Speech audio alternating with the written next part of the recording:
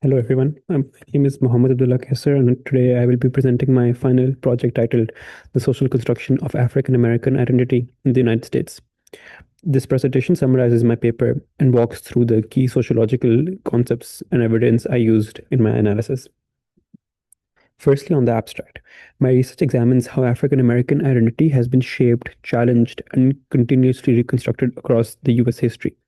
Instead of treating identity as something biological or fixed, the project analyzes how institutions, everyday interactions, and forms of resistance work together to create and remake what it means to be African American.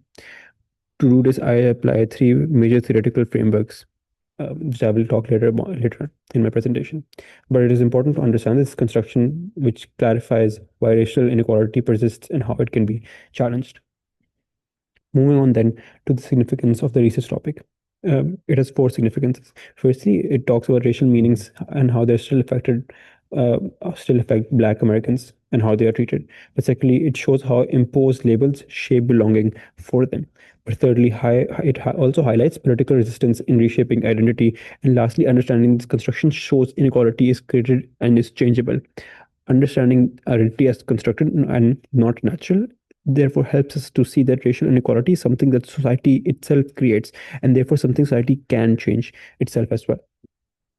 Moving on then to my thesis.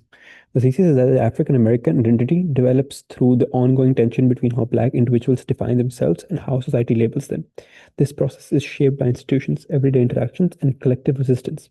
This project argues that Black identity is never fixed and is continually remade through history, power, and lived experiences. This matters because it shows that inequality is not accidental or individual, it is structural and socially produced.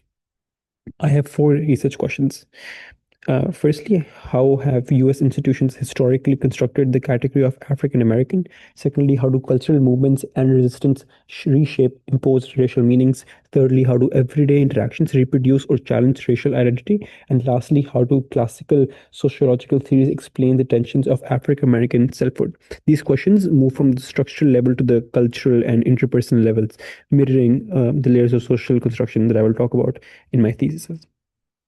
Moving on then to a few pieces of analysis. Firstly, on this idea of institutions construct and how institutions construct racial categories. Note over here that I begin with institutional level. Institutions embed racial meanings into social structure. These meanings define blackness as divine, dangerous, or inferior to that of the rest of society. In the United States, systems like slavery, Jim Crow laws, etc., have been created for racial categories that define African Americans as inferior or dangerous. Sociological imagination reveals these private troubles as products of historical systems of control. Lastly, Alice Kaufman uh, talks about how this construction continues today. She describes young Black men living under constant police surveillance, that even ordinary actions like standing outside, or visiting a friend are treated as suspicious or criminal.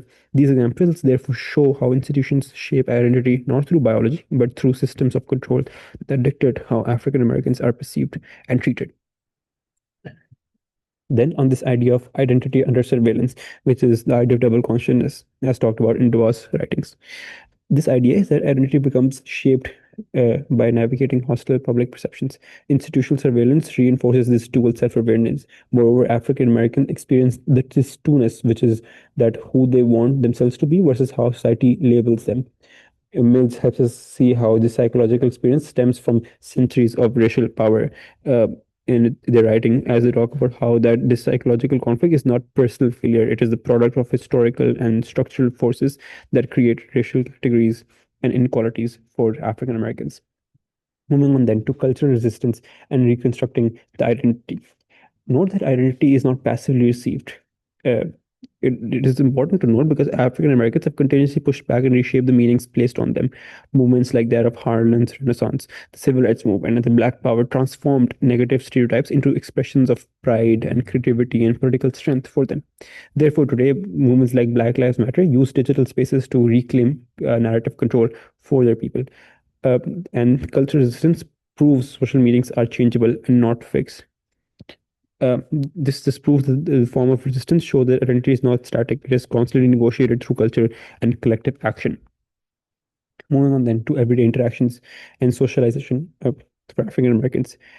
At the interpersonal level, identity is shaped through small everyday interactions in schools, workplaces, and neighborhoods, which reinforce social hierarchy, racial hierarchy.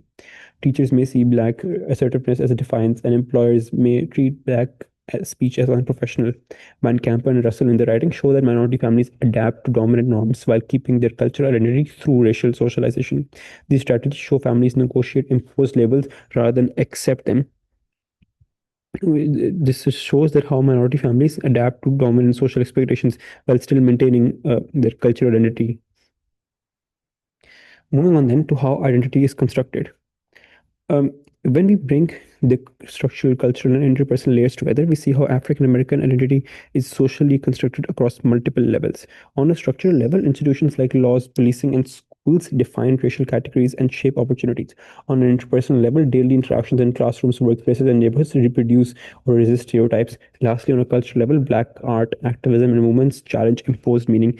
This multi-level construction shows that racial identity is not natural; it is produced by society. And if identity is socially made, then inequality is socially made too, which means it can also be changed.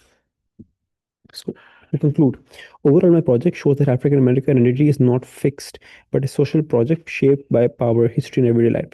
Institutions create categories like cultural movements, pushback, and daily interactions either reproduce or resist stereotypes. By connecting the writings of Du Bois, Mills, Luckman, and the contemporary research of Goffman, Russell, etc., we can see how identity is both constrained and creative. It is important to recognize identity as constructed, which allows society to challenge entrenched inequalities and reimagine racial belongings. Uh, on a whole, these are the references and the academic sources I used in my research, including classical theorists and contemporary empirical studies. Thank you.